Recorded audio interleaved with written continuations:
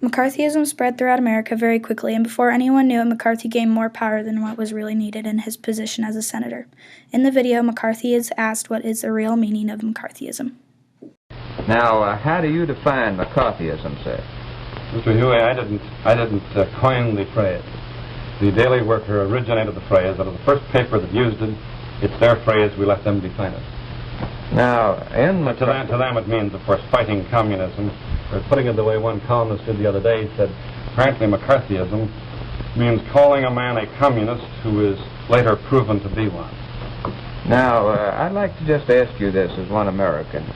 Have you had any regrets about any of the tactics that you've used in your fight on the State Department, sir?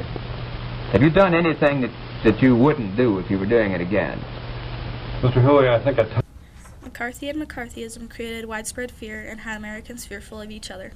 Although McCarthy left a negative effect, he still managed to leave somewhat positive effect on America. President Truman created a loyalty order to see if the government was truly full of communists. McCarthy created fear and suspicion throughout America. Communism in America was known as the Red Scare. Many Americans feared their own senator and did not trust him. McCarthy and McCarthyism ruined people's reputations, and many people lost their jobs.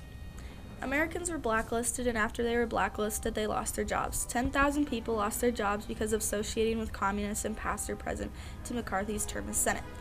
Many people were interviewed if they were suspected of being communist. During McCarthy's interviews, he was very rude and mean. Mistrust started to grow throughout America. McCarthy also violated the Constitution by not letting anyone plead the Fifth. And after they pleaded the Fifth, they were sent to jail, which was a violation to the Constitution. He also had people afraid just to speak and talk to each other because they were afraid it would be considered communist. In the end of all the accusations, the total number of people that were actually communist were 108, and they were convicted under the law. 20 communist members were sent to jail under state or local laws before being accused of being communist. Civil rights and constitutional rights were defined. McCarthy and McCarthyism created widespread fear and suspicion, and this damaged the nation and had a negative effect on America and the citizens. America was fearful that there was going to be a second Red Scare. Do you think that you have been guilty of any un-Americanism yourself in your efforts to combat what you define as un-Americanism?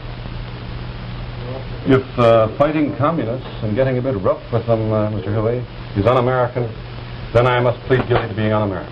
Do you think that you used any unfair tactics against Senator Tidings, for instance? Senator Tidings is the man who defeated Senator Tidings, not McCarthy.